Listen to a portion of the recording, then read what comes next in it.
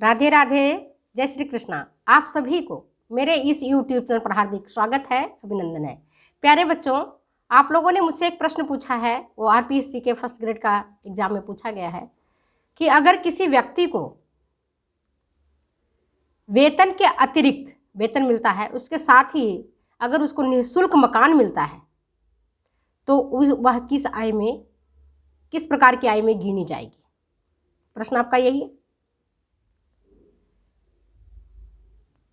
आपको पता है आय कितने प्रकार के होते हैं। एक तो होता है तुम्हारा वास्तविक आय, दूसरा होता है तुम्हारा मानसिक आय। वास्तविक आय किसको कहते हैं? वास्तविक आय वो बात कही जाती है जिसमें कि आपको निःशुल्क सेवाएं मिलती हैं अथवा थोड़ा बहुत कुछ पैसा खर्च करके आप कुछ सेवाएं लेते हैं या कुछ वस्तुएं खरीदते हैं या कुछ साधन लेते हैं, तो ये आपके वास्तविक आय के अंतर्गत गिने जाते हैं। ठीक है। और मानसिक आय क्या हुआ?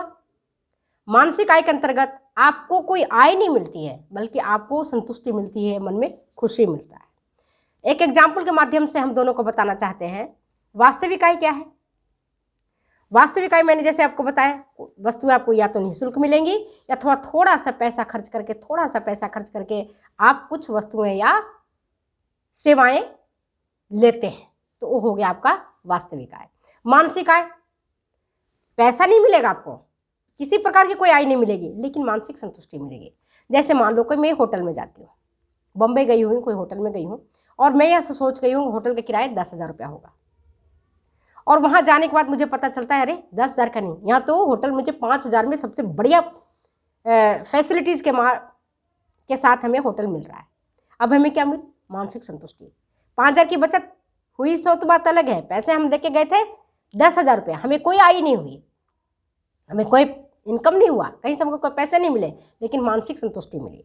इसको दूसरे तरीके से समझ सकते हो। जैसे आप मार्केट गए, छोटी बात बता रहे हो, आप सोच के गए होगे कि हाँ हम एप्पल लेने जाएंगे, वो हमारा 50 रुपये किलो होगा, लेकिन अब जब मार्केट में गए तो पता चला एप्पल आपको 40 रुपये में अच्छी क्वालिटी का मिल रहा है।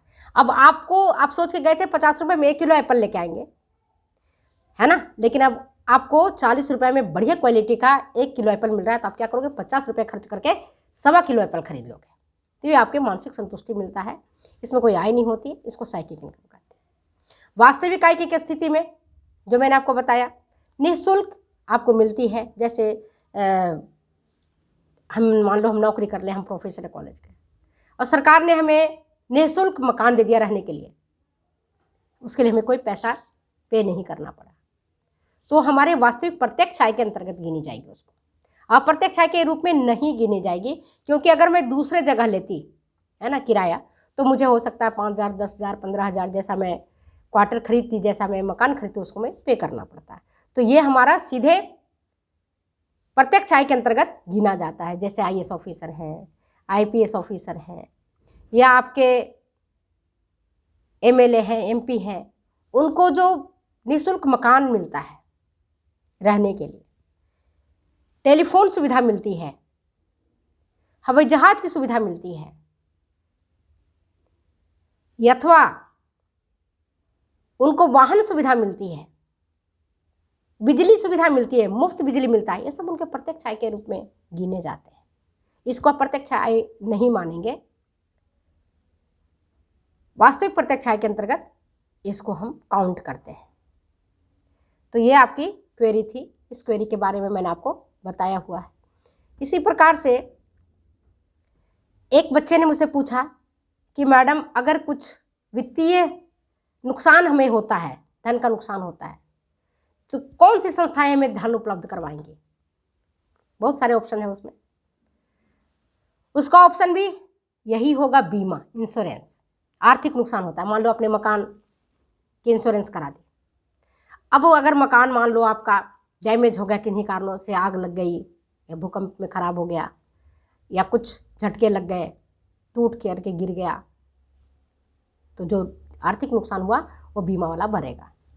इसी प्रकार से वाहन आपने खरीदा, कार खरीदी, ट्रक खरीदे, बस खरीदी, और वो एक्सीडेंट उसका हो गया, दुर्घटनाग्रस्त हो गया, अगर आपने उसका इंश्योरेंस करवाया हुआ है, इंश्योरेंस क्लेम करते हो, आपको पैसे बीमा कंपनी आपको देगी। तो 2 प्रश्नों का उत्तर मैंने आज आपको दे दिया है। अगर आपको और कोई क्वेरी है आपके पास तो उन क्वेरी को हमारे पास भेजें, मैं उसका सॉल्यूशन करूँगी।